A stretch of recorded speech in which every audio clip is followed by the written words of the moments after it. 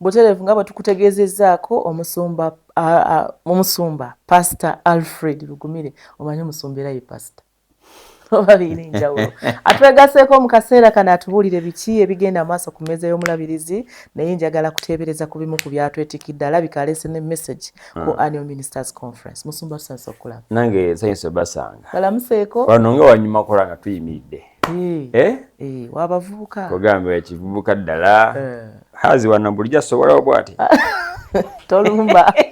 Meza gy'onyeenya musumba eriko ebyokunywa eby'ebbeeyi. Eriko ebyatika. Simanyi oba tunaasobola naye. Weba Alfred Lugumire Gegange, nsanyuse okulaba naawe ku makya ga leero. Naffe tukusanyuka. Mwezi gwa 7. Mwaka guweddeko. Gugenze. Bayiseemu nga ndi mulamu ye akivuga. Bwe bitu bikiri waliyo ng'ebizimbe bimeruka mu kibuga naye tewali ate nazima nakatandaalo. Mbadde mbabuuzaako. Abadde babuuzaako mu style. Olunaku lwa Monday twebaza Mukama nti nalwo Mukama alututuusizaako, afunye ebirungi. Thank you, webaze Mukama. Ate nawe tunabifuna nzikiriza ate gwe tonaba kufa. Okyasobola. Okyasobola.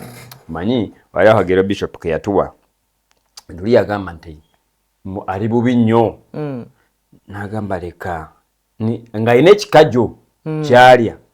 Kandye kino ekikajjo bwe nkimaliriza nja kuba ntuuse ku mugga gwemu. N'agenda ng'akola ki? Ali ekikajjo kye bw'asuula ki by'amaze kulya. Naye aba atambula ng'asuula ali agaaya asuula kate nga mabega we waliwo omulala ye obulamu akyabwagala ate nga ali bubi nnyo yina ekikajjo takirina byasuula ono emabega byakola ki byalonda ng'ali akayagalamu kasukaali ako yongera afune obulamu. Aba agenda mpola mpola bwe yakyuka oyo akola ki neeyongera maaso yatekereza nga ddala oli kasudde wali oli kalonda n'agamba Mukama badde mmanyiza ali obubi ndabika ekyakaabya kajanja waliyo omulala oba okitegeera kaakati gwe omulamu weebaze Mukama toli ku kitanda bwe kiri naali ku kitanda weebaze Mukama toli mu keesi n'ali mu keesi tanayingira taka ali mu keesi tumuleke sobola Katonda amuna bihamagero era aba agenda ali mu ddwaliro alina essuubiri okuwona naye ali mu keesi ali mu ddwaliro asinga yali waka wadde tonabifuna tonafuna zigenda mu ddwaliro naye ng'olumizibwa Mukama ajja kusasira. Kiba kitegeeza ebizibu by'ensi tobiina gwe kabuli omu alina kyayitamu leka kwekubagiza nnyo n'olowooza nti gwe osoose. Weebiri Monday ogambye nja kwogera ku AMC bityo mateeka nteebereza eyo eno ya mulundi gwa 3 mugumu okuva 27 zibaddemu otyo Bishop aba agamba nti ne ya 3 mugumu n'agamba nti eyasooka yali egamba nti ali ludda wa Katonda w'Eriya eyasooka saaliwo eyisinayo nakulokoka ndowooza apana ali mulamu naye ate eya 27 yali egamba living in abundance okubeera mu bulamu bwo gyewatandikirako yanyamba nnyo okunfuula omuntu kumpe kukola emikwano. Omusajja yagamba nti before you fundraise do you friendlize? Before you fundraise first friendlize. Ng'ategeeza ki?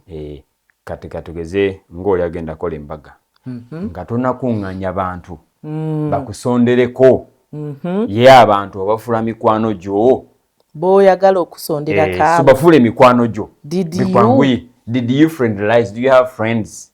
Tiye oba nedda kati ekibuuzo ekyo baali babuuza tekikolera mulokole eka kikolera muntu yenna abaawo kiri okitegeera byonna kyagala tuukako you need people.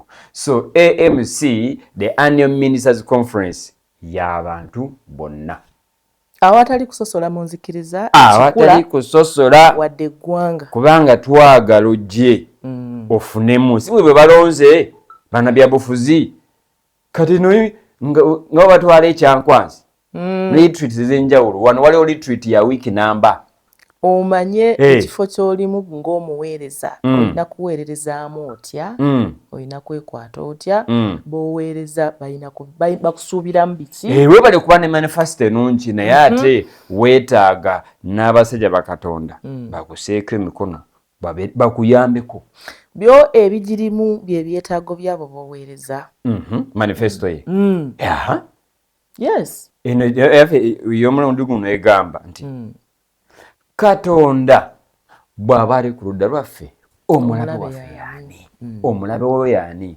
weetaaga kumanya ddala Katonda ali ku lulwo ye okitegeera nti Katonda ali ku luyi lwo egenda kwetoolera awo togenda kusubwa bwonna abooze ojja kwebaza omulabe nti omulabe waliyo se n'otegeka eno badde nina ebintiisatiisa nga ngamba leero mpedde eyaluli naye okuva lwe nategedde nti Katonda ali ku luuyi lwange eyaluli nako enzijukira eyasembayo eyasembayo enzijukira Lord Mayor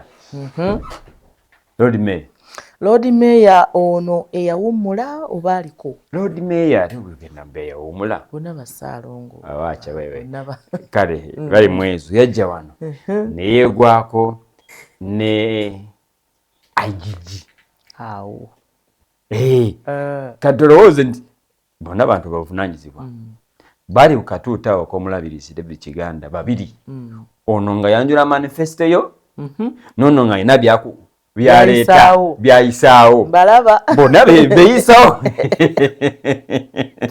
kitegeeza Lord Mayor alina mundabiranga ddala ku lunaku luli bayigeyo nono IGG nga mbwa muzeeyi mulabiranga ddala nze alina obubaka bw'opureezidenti omutuufu n'oliŋŋana nina nedda tofaayo nze nina owomutuufu kitegeeza ki kitegeeza nti AMC y'abantu bonna si balokole bokka y'abalokole n'abatali balokole babufuzi bali mu bizinensi eyo yammwe omulabiriza abaniriza okuva ennaku z'omwezi 26 omwezi guno omwezi guno mpaka 2 leero 6 tubulayo ennaku mmeka 2 zokka ziba zikyawera ziba 19 so togeza n'ogisubwa eyo ey'omulundi gwa 3 mugumu ababulizi bangi Prophet Ebenezer Konai oyo bamuyita prophet accurate accurate nze mwesunga I know he will be with us Bishop David Kiganda Pastor Sin Kiganda abo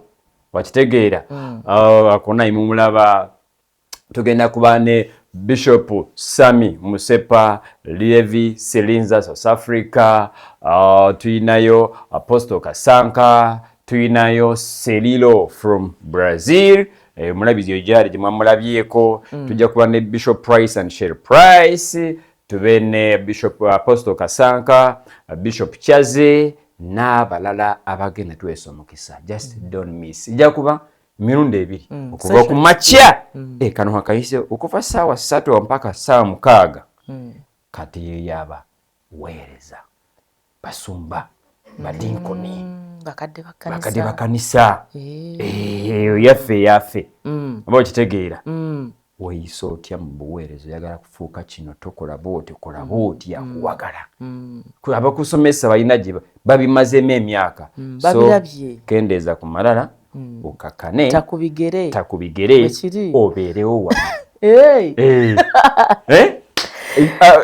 kendeeza ku malala takubigere obeere wano mu saawa 3 paka 6 osobola okufuna bwebweddi awo nga bagenda mu bantu bonna eyo tusosola twagala kumanya weererezaawa ddala wazze kuyiga tuulaawo ebigendererwamu byo mu buweereza biri ki obimanyi bituukagana n'ennono y'obwakatonda oba okitegeera do you know the ethics so you need to be ng'omuweereza osuubirwa kweyisa otya ng'oggyeko okuba mu church obulamu outside church weekwata otya weeyisa otya nsonga nkulu leero Monday mmanyi Sebugya yantera kutugoba leero Monday tuyinayo omugenyi waffe bamuyita Apostle John Masinde oyo okuva e Kenya yagenda tukulembera mu lunch hour. eno lunch hour eno week it's called life changing week.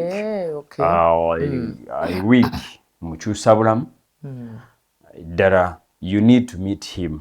Katonda ayina engeri gyamukozeseza ayina ne gye yamujja n'amufuula omuntu bw'omuwuliriza tolema kwebaza Mukama nti nze naali bwe nti nze ndi bulungi kumusingako ate nze we yali sinatuukawo kakati bw'omuwuliriza leero tojja kutuukayo.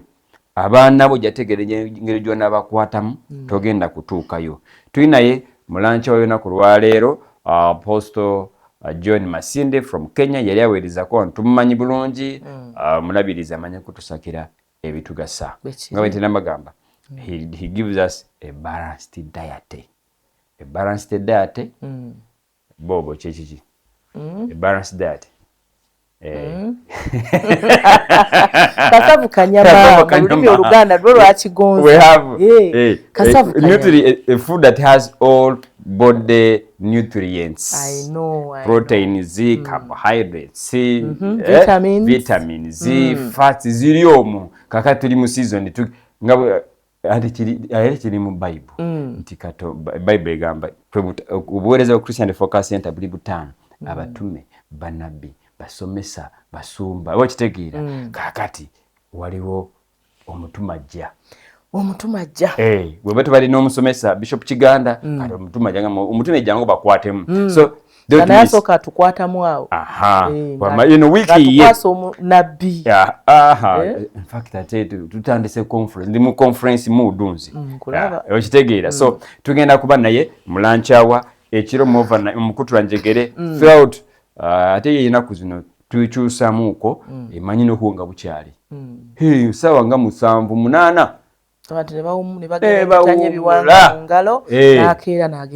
n'agenda n'akola sumbawumbawumba tusigaze obutikitiki bubi. All right. 1 2 3 1 2 3 mbagaliza week enungi Mukama bampeera omukisa tusinkane mu lunch hour Alfred Rugumire niyo mazina weewaawo tukweyanza omusumba Alfred Rugumire olw'obubaka bw'otuleetedde program The Springboard. Tugenda kuwummulamu katono mwanyinaze Hazi Kitunzi agenda kudda batunuulire ensonga y'omulimu gwa boda boda number plate endigito zikyafuuse ensonga ndowooza bye bimu ku bye bagenda okwogerako. Nze Munasingo Mary Namiri Mutovaawo.